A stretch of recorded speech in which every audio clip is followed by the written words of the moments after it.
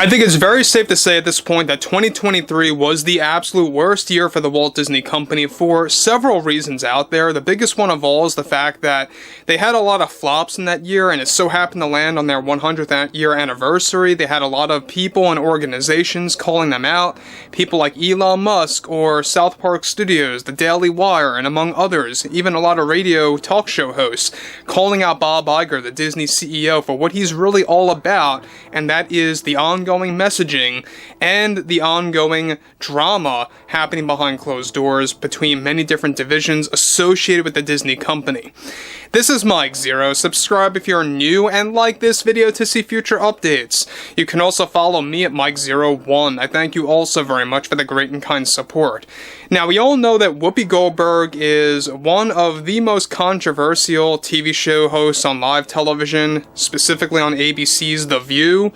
For those of you that do not know, ABC is indeed owned by Disney, and this is typical. We know that ABC is nothing more than a messaging program for the Disney heads, for the top three shareholders at Disney, BlackRock, Vanguard, and State Street. It's exactly why I like to always criticize Goldberg, Behar, Jimmy Kimmel, the hosts of Good Morning America, and among others out there. But focusing on Whoopi Goldberg, there's been a lot of drama going on between herself and the Disney executives to the point where it's beginning to get quite ugly, and it's only creating a lot more trouble for Bob Iger attempting to create any kind of a legacy of his own from this point until 2026. The year, by the way, that he plans to step down as CEO to be replaced by somebody, we'll have to wait and see, probably far worse.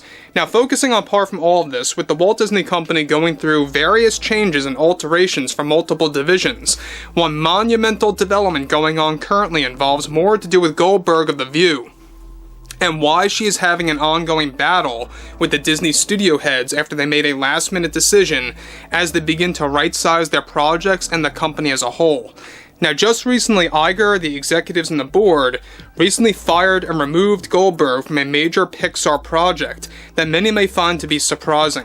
It turns out that Whoopi Goldberg was indeed signed up for a major role in Toy Story 5 to return as the character Stretch, where her character was going to hold extended screen time by a large margin compared to Toy Story 3.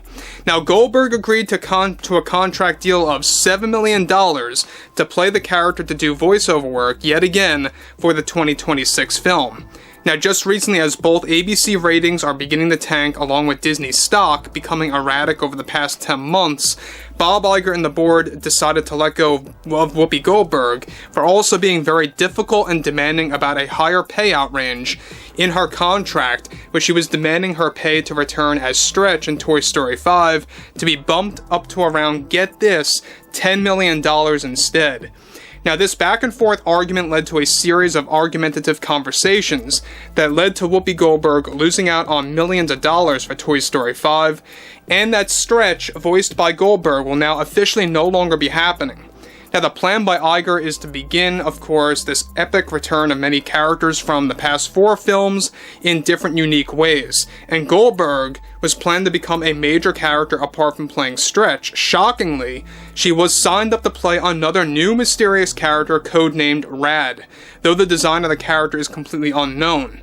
Now, guys, let me just say one thing about this. Now, we already know that Bob Iger commented on the future of Pixar, Lucasfilm, Marvel Studios, and how, in parts, they want to double down on DEI, diversity, equity, and inclusion. Now, sure, you have the exception with Inside Out 2, I get that. But Bob Iger openly admitted just 2 weeks ago that they are doubling down on their ongoing agenda. Anything related to that, anything related to ESG, DEI, will be applied to things like Toy Story 5, Disney live-action remakes, the Pirates of the Caribbean reboot films, and among others. That's just to name a few. So Goldberg getting removed from this project, all because she was arguing with the Disney executives that she wanted to go from $7 million to $10 million. I really can't put anything together here. This person has so much money in the bank. Why would you really need to argue about $3 million extra for voicing over a character in Toy Story 5 is beyond me. But again, those associated with Disney typically don't have any common sense, so it's not a big shocker there. Goldberg, I will say this, I will be very open about it. She does not deserve to be on live television. She does not deserve to be a major host on a show like The View, and heck, I don't even know why The View exists in 2024. I don't know who they're trying to cater to anymore.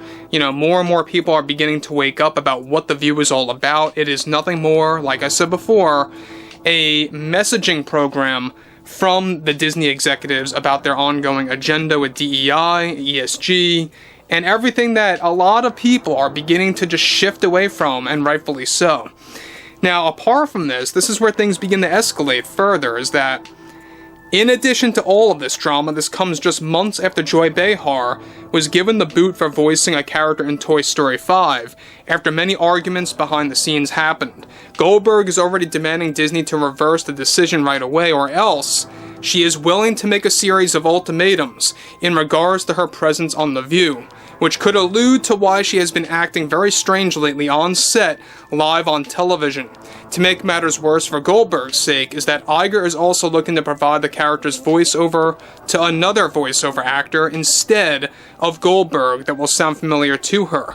However, creatives behind the fifth film are arguing it's just not possible and that they should scrap the character that Goldberg was going to play.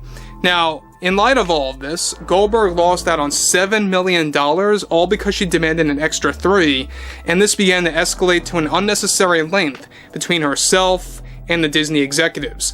Goldberg is now also in the hot seat for herself as a host of The View, as Iger is looking to do something monumental with ABC by 2025. Now, here's something very interesting. Now, we know that Bob Iger talked about that Disney is not about any kind of an agenda, Disney is not about any kind of a culture war, yet he did comment on this a couple of weeks ago, that projects out there like Toy Story 5 or Pirates of the Caribbean or anything else moving onwards is going to double down on DEI. In fact, just to fill you guys in, there is a new DEI supervisor coming on board that's going to be paid $200,000+ a year to really kind of organize that in a unique way on how it's going to be applied to future films and television programs for Disney+. It's not the end. I'm sure, you know, you're going to have some exceptions here and there, but it's not the end in the grand scheme of things.